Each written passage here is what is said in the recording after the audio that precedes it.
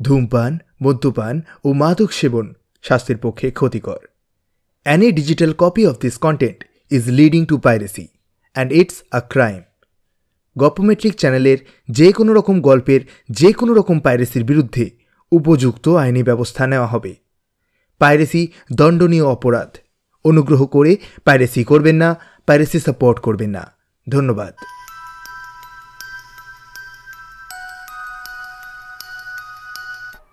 অন্ধকার গহীন মরুভূমির মাঝে লুকিয়ে আছে এক ভয়ানক রহস্য, এক অভিশপ্ত দেবতা যার নাম শুনলেই কেঁপে ওঠে সাহসী অভিযাত্রীরাও। কিন্তু কিন্তু কেমন সেই দেবতা? সত্যি কি কোনো অপ্রাকৃতিক শক্তির অধিকারী সে, নাকি এর পিছনে লুকিয়ে আছে এক অজানা রহস্য? একদল দুর্ধর্ষ অভিযাত্রী যারা সত্যের সন্ধানে বেরিয়েছে এক বিপজ্জনক অভিযানে। প্রতিটি পদক্ষেপে লুকিয়ে রয়েছে মৃত্যু, প্রতিটি বাঁকে অপেক্ষা করছে এক ভয়ানক দানব। তাদের সামনে কি খুলবে সে রহস্যের দ্বার, নাকি চিরতরে হারিয়ে যাবে তারা মরুভূমির গহীন অন্ধকারে? সেসব নিয়ে শুরু হচ্ছে আজকের বিশেষ নিবেদন, হেমেন্দ্র কুমার রায়ের ক্লাসিক রোমাঞ্চ গল্প মামুতের দানব দেবতা।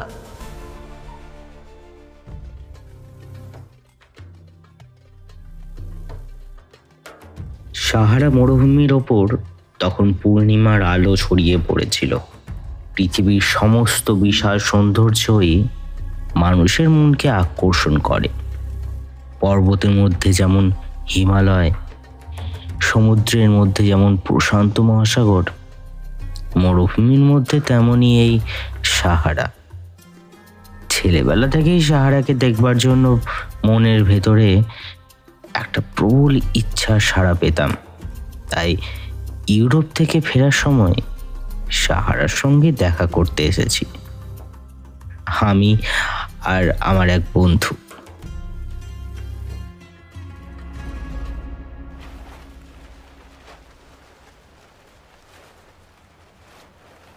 বালুকার এই মহাসাগরে সারাদিন কাটিয়ে বেশ বুঝতে পেরেছি গরম কড়ায় ফেলে ভাজবার সময় কই মাছের অবস্থাটা হয় কি রকম।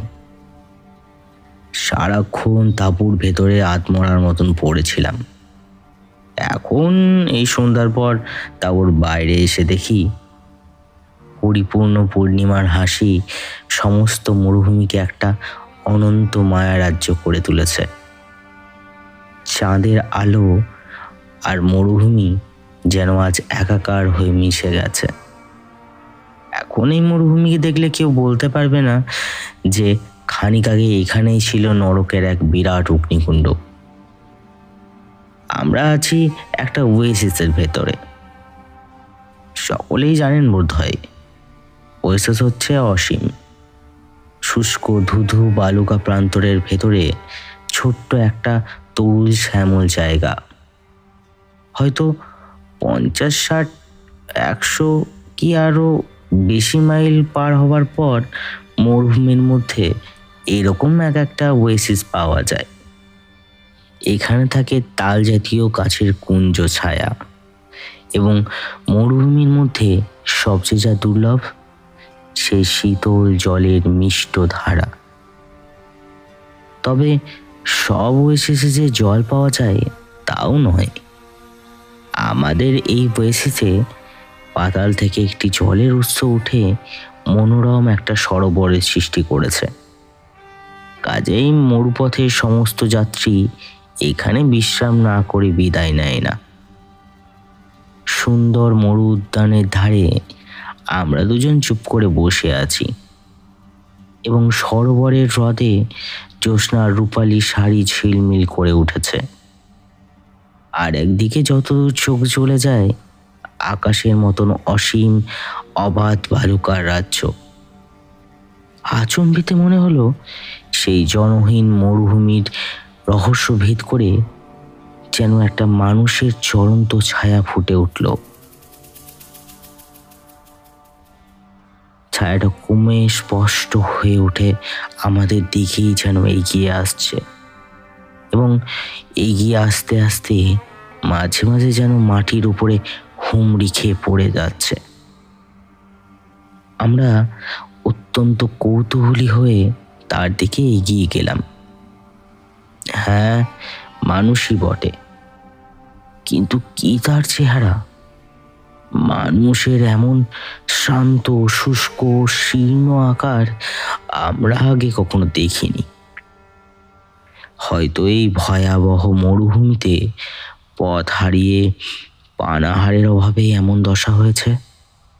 আগন্তুক আমাদের কাছে এসে আর দাঁড়াতে পারল না, টলতে টলতে মাটির উপরে আছাড় খেয়ে পড়ে গেল। তারপর অত্যন্ত ক্ষীণ স্বরে বললে, জল, একটু একটু জল। দুজনে ধরাধরি করে তাকে তুলে তাঁবুর ভেতরে নিয়ে এলাম এবং ঠোঁটের কাছে ধরলাম ঠান্ডা জলের গ্লাস। আগন্তুকের জামা কাপড় ছিঁড়ে ফালা ফালা হয়ে গেছে এবং তার হাঁটুর ওপরে ও করতলে রক্তাক্ত ক্ষত চিহ্ন। বোধহয় চলতে না পেরে বালির উপরে হামাগুড়ি দিয়ে আসার দরুনি তার হাঁটু ও হাত ক্ষতবিক্ষত হয়ে গেছে। আগন্তুকের অবস্থা দেখে বেশ বোঝা গেল পৃথিবীতে তার জীবনের অন্তিম মুহূর্ত ঘনিয়ে এসেছে। আরো এক গ্লাস জল পান করে আমাদের জিজ্ঞাসার উত্তরে সে দুর্বল স্বরে বলল, আমি একাই এসেছি। আমি একজন প্রত্নতাত্ত্বিক, অর্থাৎ মাটি খুঁড়ে অতীত গৌরবের সমাধি আবিষ্কার করাটাই আমার ব্যবসা। কিন্তু আজ বেশ বুঝতে পারছি এ কাজে হাত না দিলেই আমি ভালো করতাম। অতীতের গুপ্ত কথা আবিষ্কার সবসময় নিরাপদ নয়। সেই অতীতকে বর্তমানে টেনে আনতে গিয়েই আজ আমি এই বিপদে পড়েছি। আমাদের দুজনের চোখে মুখে বিস্ময়ের আভাস দেখে আগন্তুক আবার বলল, না না, আপনারা যে ভাবছেন তা নয়, আমি এখনো পাগল হইনি। আচ্ছা, আমার ইতিহাস আপনারা শুনুন। সব কথাই আমি খুলে বলবো, কিন্তু তার আগে আমার আরেকটা কথা আপনাদের স্মরণে রাখতে বলছি। ভুলেও কোনোদিন ইগিডি মরুভূমিতে যাবেন না। আমাকেও একজন ঠিক এমনভাবেই সাবধান করে দিয়েছিল, কিন্তু আমি সাবধান হইনি। অবাধ্য হয়েই গিয়েছিলাম সেই নরকে। হ্যাঁ মশাই, নরকই ওটা। এখন গোড়া থেকে বলছি, সমস্তটা শোনো। আমার নাম, থাক, নামের কোনো দরকার নেই। বছরখানেক আগে অ্যাটলাস পাহাড়ের তলা দিয়ে আমি মরুভূমির ভেতরে এসে পড়েছিলাম। ইচ্ছা ছিল উত্তর আফ্রিকার মরুভূমির ভেতরে প্রাচীন কার্থেজ শহরের কিছু ধ্বংসাবশেষ আবিষ্কার করব। সেই চেষ্টাতেই আমি মাসের পর মাস কাটিয়ে দিয়েছি। কখনো অজানা আরব পল্লীতে, কখনো কোনো ওয়েসিসের ছায়ায়, আবার কখনো জনশূন্য অপরিচিত কোনো মরুভূমিতে আমার দিনের পর দিন কেটে গেছে। এখানে সেখানে প্রাচীন মন্দিরের ভগ্নাবশেষের ভেতরে সেই প্রাচীন কার্থেজ শহরের পূর্ব গৌরবের অনেক নিদর্শনই আমি পেয়েছি। তারপর একদিন এমন একটা জিনিস আমার চোখে পড়ল যে ইগিরি মরুভূমিতে না গিয়ে আমি আর থাকতে পারলাম না। একটা হাজার হাজার বছর আগেকার প্রাচীন মন্দিরের পাথরের গায়ে এই কথাগুলো খোদাই করা ছিল। বণিকগণ, তোমরা কেউ মামূর্ত শহরে যেও না। পর্বতের গিরিসংকট পার হয়ে ওই শহরে যাওয়া যায়। আমি কার্থেজের একজন ব্যবসায়ী।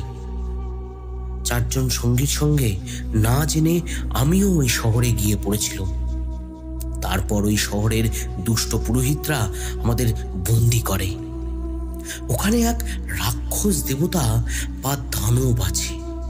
পুরোহিতরা তার জন্য এমন এক বিরাট ও বিস্ময়কর মন্দির তৈরি করে দিয়েছে যার তুলনা ত্রিভুবনে নেই। আমূর্ত শহরের দানব দেবতার সামনে নিয়ে গিয়ে পুরোহিতরা আমার সঙ্গীদের বলি দেয় এবং আমি কোনো রকমে তাদের চোখে ধুলো দিয়ে পালিয়ে আসতে পেরেছি। পাছে আবার কোনো হতভাগ্য ওই শহরে গিয়ে বিপদে পড়ে, সেই জন্য আমি সকলকে সাবধান করে দিচ্ছি। মন্দিরের দুষ্ট দেবতা সৃষ্টি প্রভাত থেকে সেখানে বিরাজ করছে।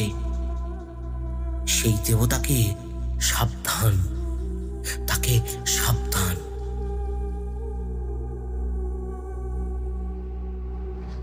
বুঝতেই পারছেন, হাজার হাজার বছরের পুরনো এই সাবধান বাণী আমার মনের ওপর কি অপূর্ব কাজই না করল।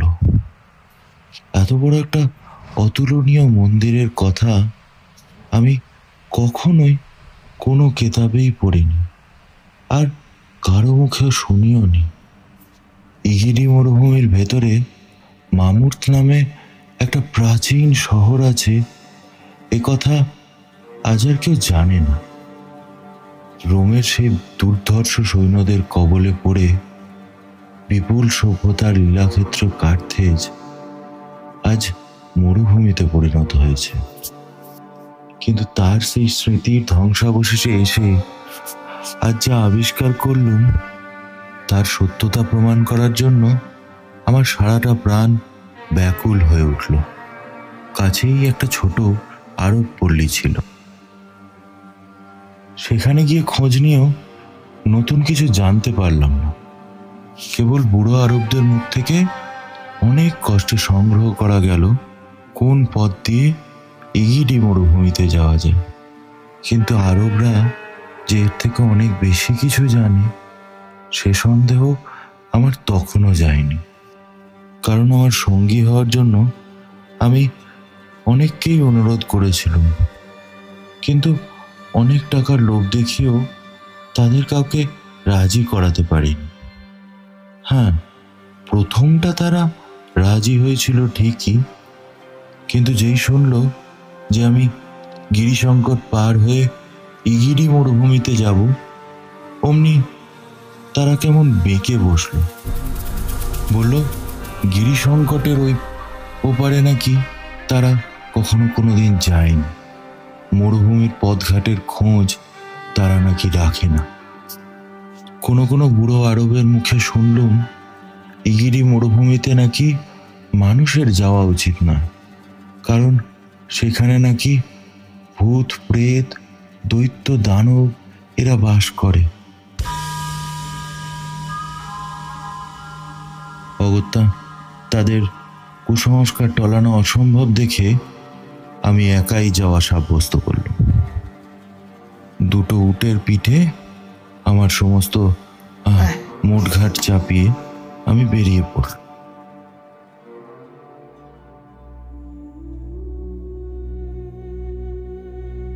3 দিন ধরে পথ হেঁটে সেই গিরিসংকটের কাছে গিয়ে আমি হাজির হলাম। গিরিসংকটের পথ অত্যন্ত সংকীর্ণ। সেই সরু সরিপথটা বড় বড় পাথরে এমন আচ্ছন্ন হয়ে আছে যে তার ভেতর দিয়ে অগ্রসর হওয়াটাই একটা দুঃসাধ্য ব্যাপার। পথের দুধারে উঁচু পাহাড়ের দেওয়াল আকাশের দিকে উঠে গিয়ে কেমন আলো আসবার রাস্তাটুকুও যেন বন্ধ করে দিয়েছে। সেই ছায়া রহস্যময় নির্জন নিস্তব্ধ ওই গিরিসংকট পার করে আমি যখন ওধারে গিয়ে দাঁড়ালুম, তখন বিপুল বিস্ময়ে আমার যেন মন অভিভূত হয়ে গেল।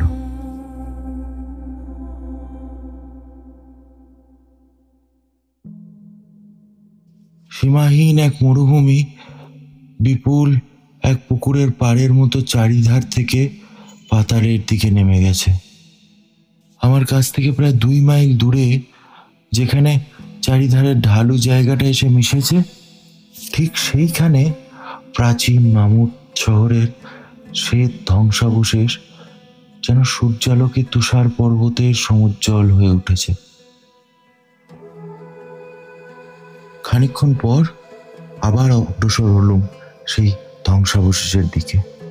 এ যেন মূর্তিমান বিরাট অতীতের দিকে বর্তমানের ক্ষুদ্র এক মানব শিশুর অভাবিত তীর্থযাত্রা।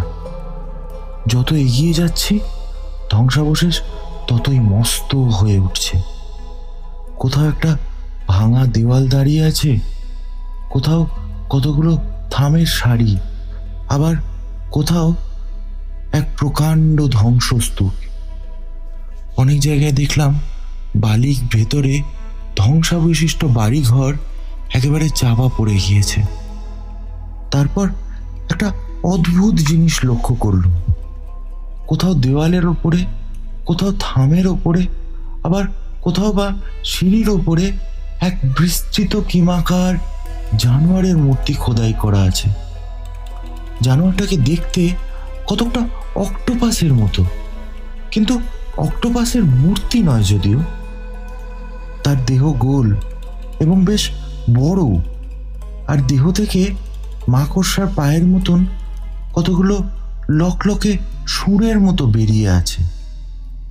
আমার মনে তখন একটাই প্রশ্ন ঘুরছে, চারিদিকে এই বেহারা মূর্তির ছড়াছড়ি কেন?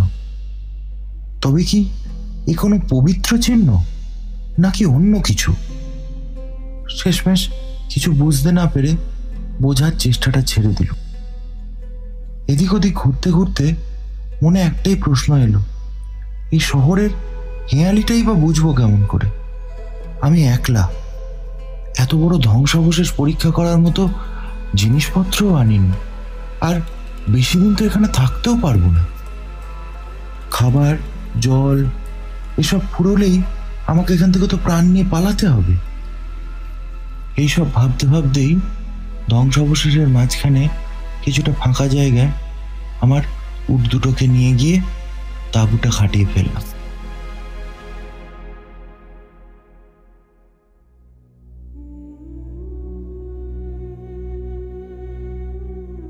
ধীরে ধীরে আঁধার নেমে আসছে। এই বিজনতার রাজ্যে মানুষের হাসির স্বর বা পাখির ডাক কিংবা নিদেন পক্ষে কোনো কীটপতঙ্গেরও সাড়া পাওয়া যাচ্ছে না। অন্ধকার আর স্তব্ধতা যেন নীরব নির্ঝরের মতো আমাকে চারিদিক থেকে ঘিরে ধরতে লাগলো। তারই মাঝখানে মিটমিট করে জ্বলছে আমার লণ্ঠনটা, যেন কোনো ভীরু কম্পমান অসহায় একটা জীব।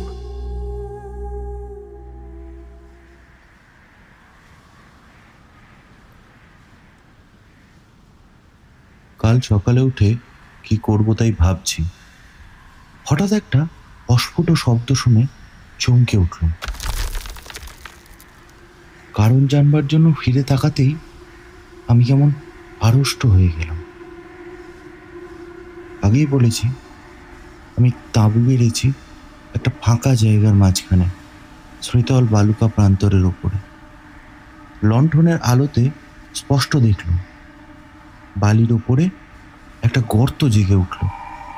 যদিও অসম্ভব, তবু আমার মনে হলো শূন্যলোক থেকে যেন একটা আশ্চর্য গর্ত বালির ওপরে খসে পড়ল।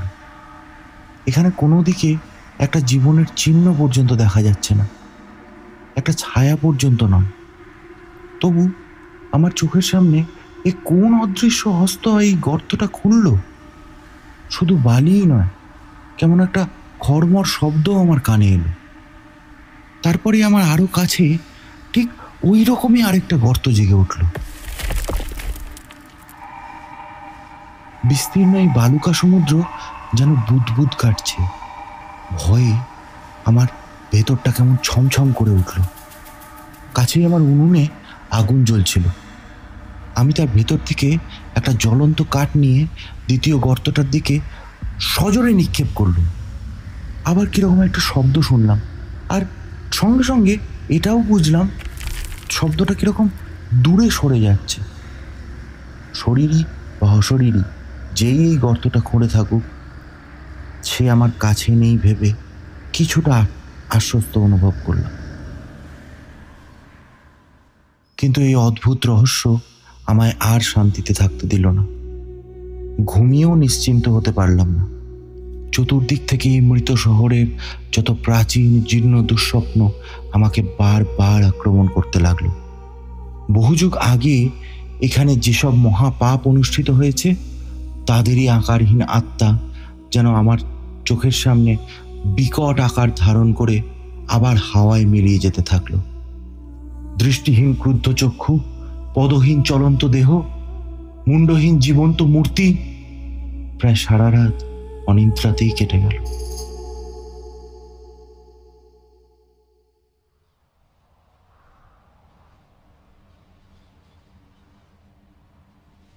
পূব আকাশে উষার তুলি যখন সিঁদুরে রঙের ছবি আঁকতে শুরু করলো, আমার মনের ভেতর ভয়টা আর রইল না।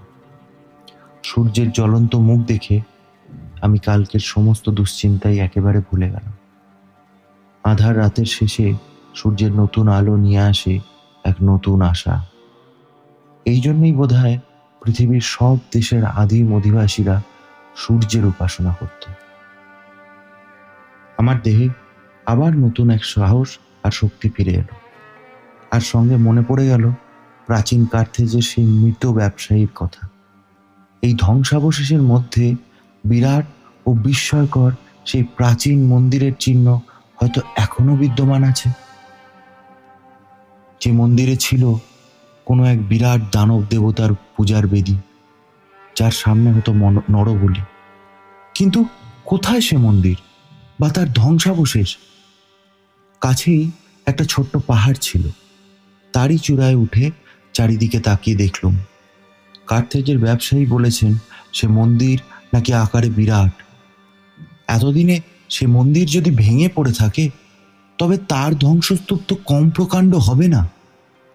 কিন্তু না, তন্ন তন্ন করে চারিদিক খুঁজেও এমন কোনো ধ্বংসস্তূপ চোখে পড়ল না। তবে আর একটা চিত্তাকর্ষক দৃশ্য আমার চোখে পড়ল বটে। সুদূর পূর্ব দিকে প্রদীপ্ত সূর্যের সমুজ্জ্বল আলোকপটের ওপরে সুদীর্ঘ ও প্রকাণ্ড দুটি প্রস্তর মূর্তি স্থিরভাবে দাঁড়িয়ে আছে। এত বড় ও উঁচু প্রস্তর মূর্তি বড় একটা দেখা যায় না। পিছন দিক থেকে প্রভাতের সূর্য তাদের আরো মহিমাময় এবং গম্ভীর ভাব পূর্ণ করে তুলেছে। এই নতুন আবিষ্কার আমার মনে উত্তেজনার স্রোত বইয়ে দিল। তখনই তাঁবু তুলে সেই দিকে অগ্রসর হলো।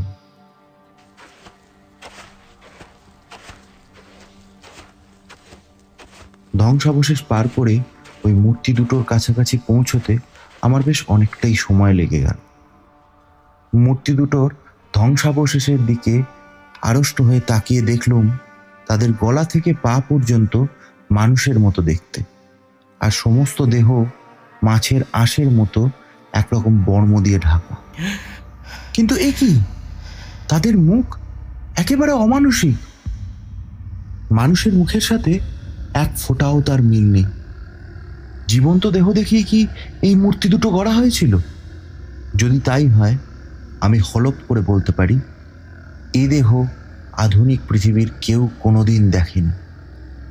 চারিদিক তাকিয়ে দেখলুম মূর্তি দুটোর দুই পাশে দুই সারি ধ্বংসস্তূপ অনেক দূর অব্দি চলে গেছে। এ নিশ্চয়ই কোনো সুউচ্চ প্রাচীর, কিন্তু মূর্তি দুটোর পরস্পরের মাঝখানে ওরকম কোনো ধ্বংসস্তূপ আমার চোখে পড়ল। খুব সম্ভবত এই মূর্তি দুটোর মাঝখানে কোনো এক সময় একটা তোরণ বা দ্বার পথ ছিল। কিন্তু একটা বিষয় ভেবে আমি বেশ কিছুটা অবাকই হলাম। সারা শহর ভেঙে পড়েছে, এমনকি এই কঠিন প্রাচীরটাও ভেঙে পড়েছে, কিন্তু এই ভয়াবহ অপার্থিব মূর্তি দুটো আজও সম্পূর্ণ অক্ষত দেহে বর্তমান আছে কি করে? মনের মধ্যে এই প্রশ্নের কোনো সদুত্তর পাওয়ার আগেই আরেকটা জিনিস লক্ষ্য করল।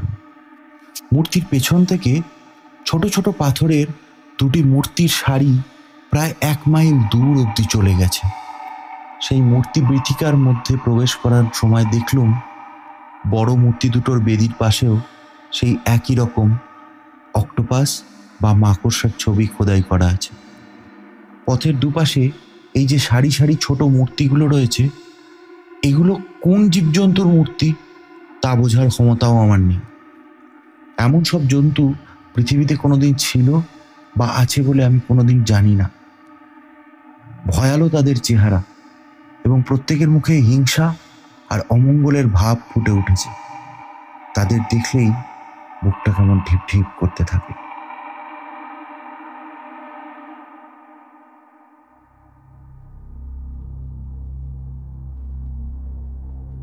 দুই সারির সর্বশেষ মূর্তি দুটোর কাছে গিয়ে যখন দাঁড়ালাম, তখন সামনে মরুভূমির ধুধু বালুকা রাশির পাণ্ডুর প্রস্তর ছাড়া আর কিছু চোখে পড়ল না। মনে কেমন বাঁধা লাগলো। এই সুদীর্ঘ মূর্তি বীথিকার সার্থকতা তাহলে কোথায়? কেনই বা এই মরুভূমির শূন্যতার ভেতরে এসে অকারণেই এই মূর্তির সারি শেষ হয়ে গেছে? কিন্তু ঠিক আমার সম্মুখেই মরুভূমির যে অংশটুকু রয়েছে তার মধ্যে অদ্ভুত এক বিশেষত্ব লক্ষ্য করল। প্রায় বিঘাখানেক জমি বিলিতি মাটিতে বাঁধানো উঠোনের মতো মসৃণ আর সমতল, অথচ এই অংশটার বাইরে মরুভূমির সমস্তটাই এলোমেলো বাড়ির লাশিতে ভরা, আর সর্বত্রই দেখা যাচ্ছে উঁচু নিচু বালিয়ার স্তূপ। সেখানে প্রবল বাতাসে সর্বদাই হু হু করে বালি উঠছে, কিন্তু এই সমতল অংশটার মধ্যে সেই বাতাসের কোনো লেশ মাত্র নেই। বেশ বিস্ময়ের সাথেই সেই সমতল অংশটার দিকে অগ্রসর হল। এগুতে না এগুতেই কোনো এক অদৃশ্য হস্ত আমার মুখে বুকে এমন কয়েকখানা আঘাত করল যে যন্ত্রণায় কুকিয়ে উঠে তখনই আমি ভূমিতলে ছিটকে পড়লাম। খানিকক্ষণ আচ্ছন্নের মতো সেই বালির ওপরেই পড়ে রইলাম, আর তারপর আমার সমস্ত কৌতূহল পরিপূর্ণ মাত্রায় জেগে উঠল। এ কি, কেউ কোথাও নেই, তবে এমন করে আমাকে হঠাৎ কে ধাক্কা মারে? উঠে বসে প্রায় হামাগুড়ি দিয়ে হাতে রিভলভার নিয়ে অতি সাবধানে সেই দিকে অগ্রসর হতে লাগল। যখন সেই সমতল অংশের ধারে গিয়ে উপস্থিত হলুম, তখন আমার হাতের রিভলভারটা কিসের ওপর পড়ে যেন ঠক করে এক শব্দ করে উঠল। হাতের রিভলভারটা ঠিক যেন কোনো পাঁচিলের ওপর গিয়ে পড়েছে, অথচ সেখানে কোনো পাঁচিল টাচিল কিছুই নেই। হাত বাড়িয়ে আবার সেই নিরেট আর অদৃশ্য বাঁধাটাকে অনুভব করলাম, আর সঙ্গে সঙ্গে চমকে তীরের মতো দাঁড়িয়ে উঠলাম।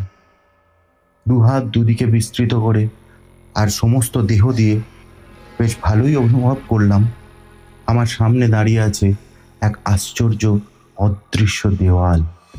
খানিকক্ষণ অবাক হয়ে ভাবতে লাগলাম। মনে মনে ভাবলাম, অতীতে এই মৃত শহরে হয়তো কোনো এক বৈজ্ঞানিক জন্মেছিলেন, যিনি নিরেট পদার্থকে অদৃশ্য করে তুলবার কোনো এক অজানা পদ্ধতি আবিষ্কার করেছিলেন। অবশ্য এটা একেবারে অসম্ভবও বলা যায় না, কারণ আমাদের আধুনিক বৈজ্ঞানিকরাও এক্স-রে সাহায্যে দৃশ্যমান পদার্থকে কিছুটা অদৃশ্য করতে পারেন।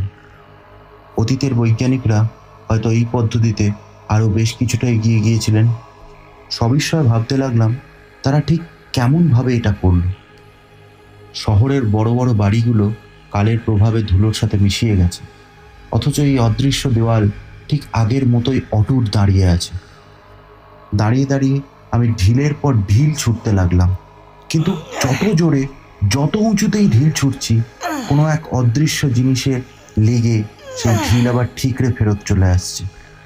বুঝলাম এই পাঁচিলটা অনেক ওপরে, হয়তো আমার ঢিলেরও সীমানা অনেক ওপরে উঠে গেছে। পাঁচিলের ওপাশে যাওয়ার জন্য আমার প্রাণটা আনচান করতে লাগলো, কিন্তু কেমন করে যাব?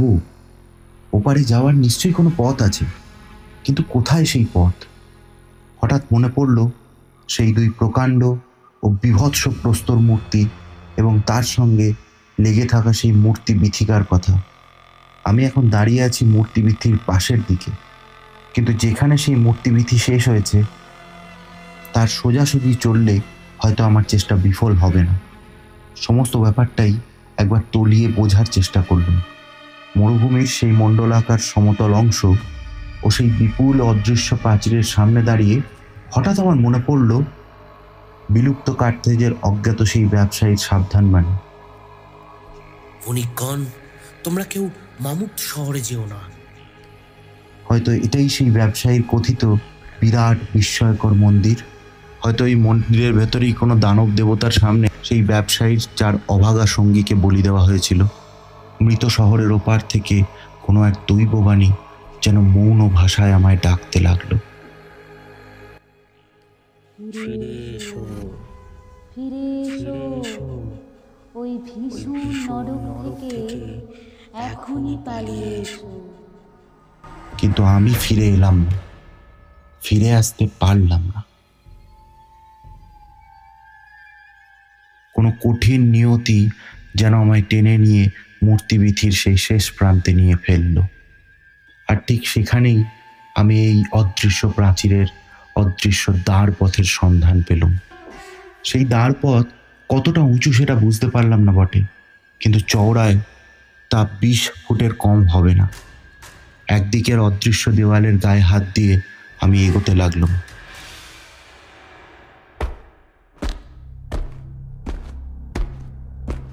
খানিক পরে গিয়ে পৌঁছলাম এক মস্ত অদৃশ্য উঠোনের ওপরে। সে এক পরম বিস্ময়।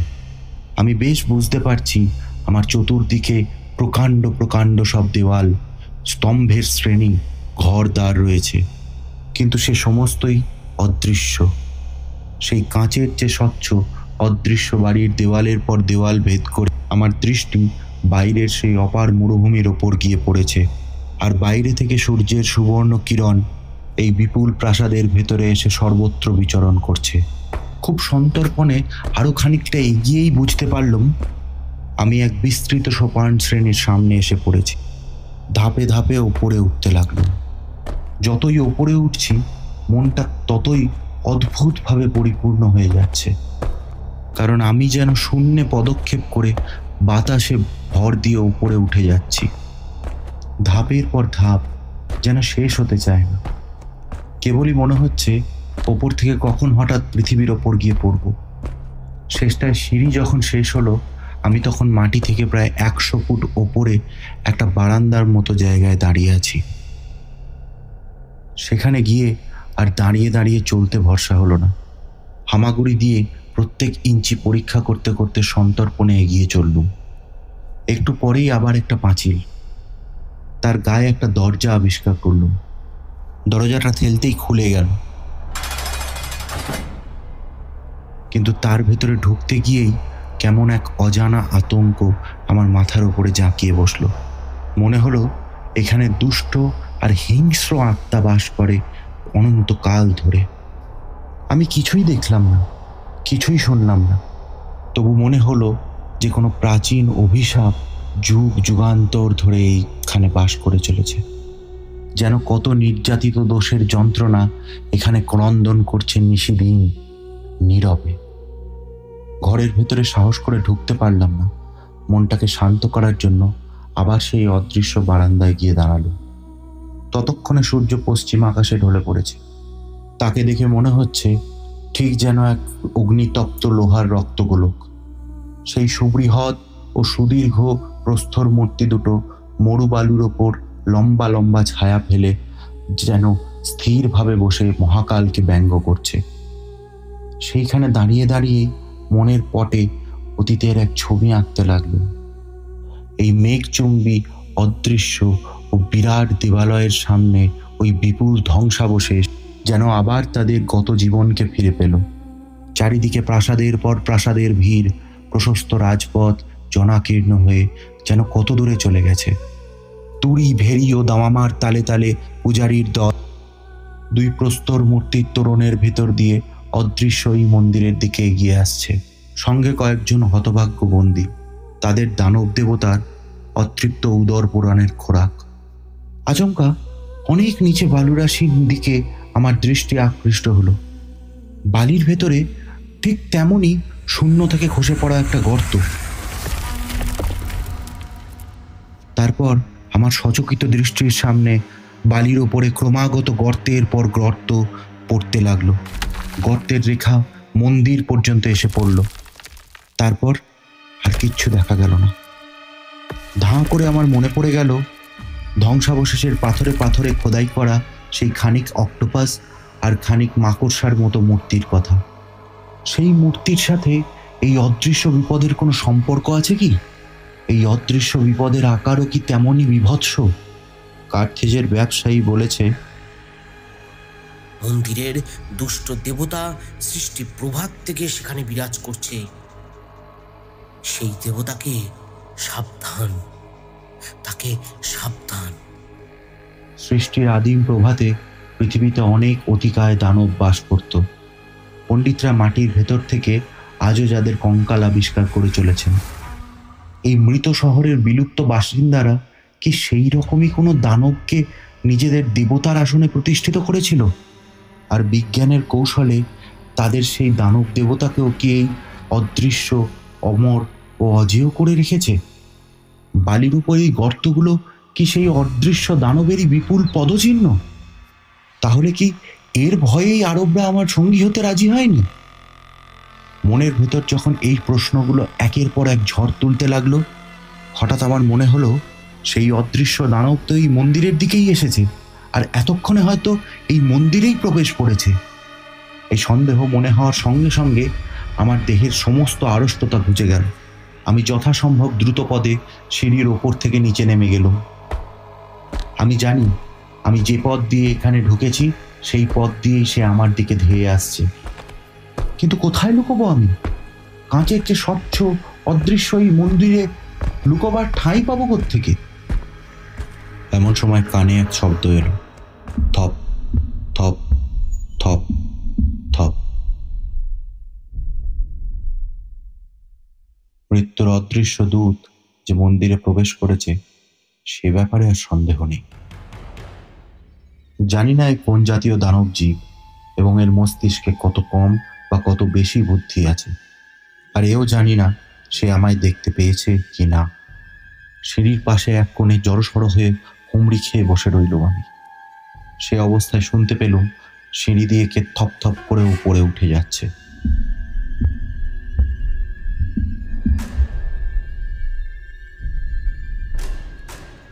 সেই ভয়ঙ্কর পায়ের শব্দ যখন থেমে গেল, তখন আন্দাজ করে নিলুম যে ঘরে ঢুকতে আমি ভয় পেয়েছিলাম জীবটা সেই ঘরের ভেতরেই গিয়ে ঢুকেছে। আমিও আর দেরি করলুম না, উঠোনের ওপর দিয়ে দ্রুত পদে ছুটতে থাকলো। কিন্তু হঠাৎ ভুল পথে গিয়ে আবার এক অদৃশ্য দেওয়ালের সাথে ধাক্কা খেয়ে উঠোনের ওপর ছিটকে পড়ে গেল।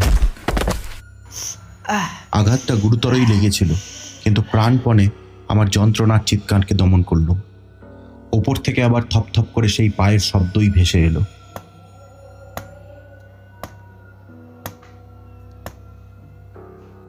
সেই বিভীষিকা দানব দেবতা সিঁড়ি দিয়ে ওপর থেকে নিচে নেমে আসছে।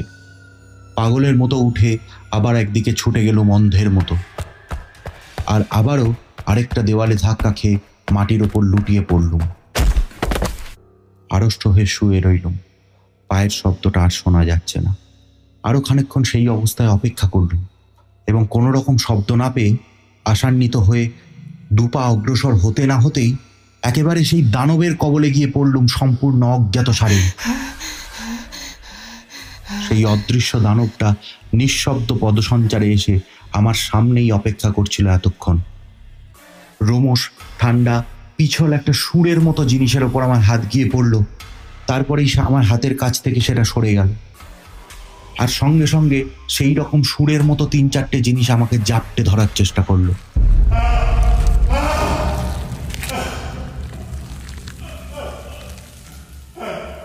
ঘৃণায় আতঙ্কে আমি তাদের কবল থেকে নিজেকে সজোরে মুক্ত করে নিয়ে মন্দিরের সিঁড়ি দিয়ে ওপরে উঠতে লাগলুম। ওপরে উঠতে উঠতে স্থির করলুম মন্দিরের ওপরের বারান্দা থেকে প্রায় 100 ফুট নিচে যদি লাফিয়ে পড়ি সেই মৃত্যুও এই ঘৃণ্য দানবের কবলে পড়ে মৃত্যুর থেকে হবে অনেক বেশি সুখের মরণ।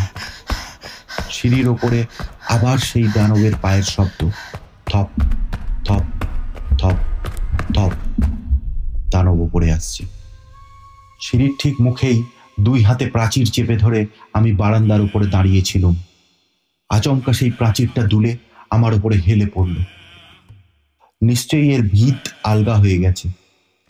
আমি তাড়াতাড়ি প্রবল এক ধাক্কা মেরে সেটাকে সিঁড়ির দিকে ঠেলে দিলাম।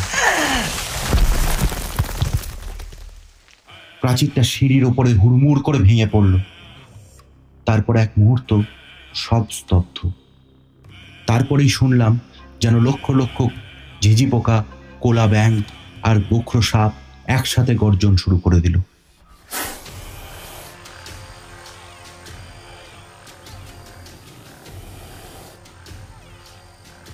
সঙ্গে সঙ্গে দেখলাম একটা হলদে রঙের তরল পদার্থ সিঁড়ি দিয়ে নিচে গড়িয়ে নেমে যাচ্ছে। প্রাচীরের ভাঙা অংশটা তাহলে সেই দানবের গায়ের উপরে গিয়ে পড়েছে, আর ওই হলদে তরল পদার্থটা তাহলে তার রক্ত।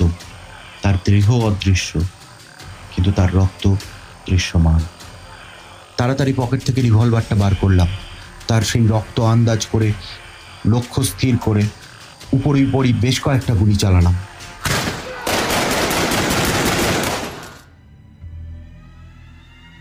দানবটার চিৎকারে কান যেন ফেটে যাওয়ার মতো হলো, আর তার সঙ্গে সঙ্গেই দেখতে পেলাম তার রক্তের ওপরে অদৃশ্য দেহের ছটফটানি। আরো খানিকক্ষণ অপেক্ষা করলাম, কিন্তু সেই দানবটার অদৃশ্য দেহের ছটফটানি এক ফোঁটাও কমল না। পাথরের স্তূপের তলায় সে বন্দী হয়েছে, আর রিভলভারের গুলিতে সে যথেষ্ট আহত হয়েছে বটে, কিন্তু তার মৃত্যু তখনও হয়নি।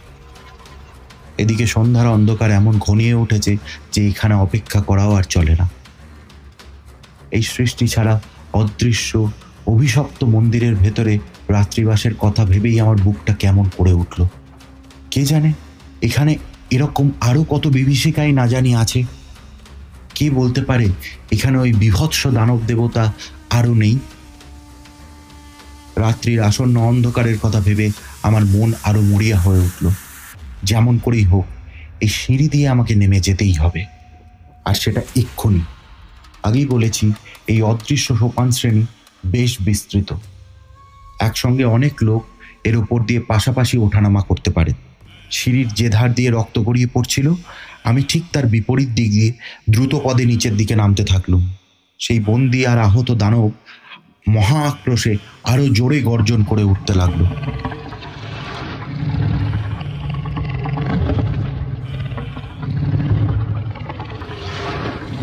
কিন্তু আমায় সে ধরতে পারল না। প্রায় অন্ধকারে পথ খুঁজে বার করে কোনো রকমে তাঁবুর কাছে এসে হাজির হলুম। তারপর আলো জেলে যে দৃশ্য দেখলুম তাতে আমার প্রাণ স্তম্ভিত হয়ে গেল। তাঁবুর ঠিক পাশেই আমার উট দুটোর মৃতদেহ চর্মমাত্র সার হয়ে পড়ে আছে। তাদের দেহে হাড় ও চামড়া ছাড়া আর কিচ্ছু নেই। তাদের চামড়ার ওপরে কতগুলো ক্ষতচিহ্ন দেখে বুঝলাম কোনো এক ভয়ানক জীব সুর দিয়ে তাদের সমস্ত রক্ত ও মাংস শরীর থেকে বের করে খেয়ে নিয়েছে। কি নিষ্ঠুর নির্মম হত্যার থেকে রক্ষা পেয়েছি সে কথা ভেবে আমার সারা গায়ে কাঁটা দিয়ে উঠল। তারপর কি অবর্ণনীয় দুঃখ কষ্টের ভেতর দিয়ে এই সুদীর্ঘ পথ পার হয়ে এসেছি সে কেবল আমিই জানি, আর জানে আমার ভগবান।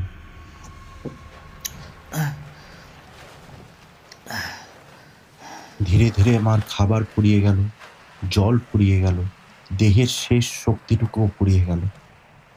তবু আমি সেই মায়াপুরী থেকে, সেই বিভৎস নরক থেকে আমি দূরে, আরো দূরে পালিয়ে যেতে লাগলাম।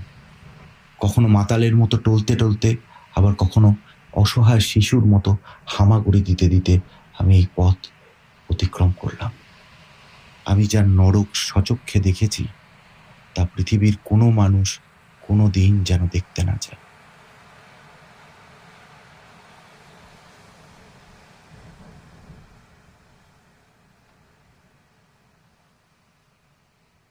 আজ শুনলেন হেমেন্দ্র কুমার রায়ের কলমে মামুরদের দানব দেবতা। গল্পের নাট্যরূপ দিয়েছেন কৌস্তব সাহা। কথক আমি সৈকত। আগন্তুকের ভূমিকায় সায়ন্তন পাল, ব্যবসায়ী দিব্যেন্দু, দৈববাণী সুবর্ণা, পোস্টার ডিজাইন করেছেন dimensional design, sound editing Sayak Chattopadhyay. তাহলে কেমন লাগলো আজকের আমাদের এই উপস্থাপনা? ভালো লাগলে অবশ্যই ভিডিওতে একটা লাইক করবেন, আর গপমেট্রিককে সাবস্ক্রাইব করে পাশের বেল আইকনে অন করে আমাদের পাশে থাকবেন। গপমেট্রিক, ভয় যেখানে অস্তিত্ব অনুসন্ধান করে।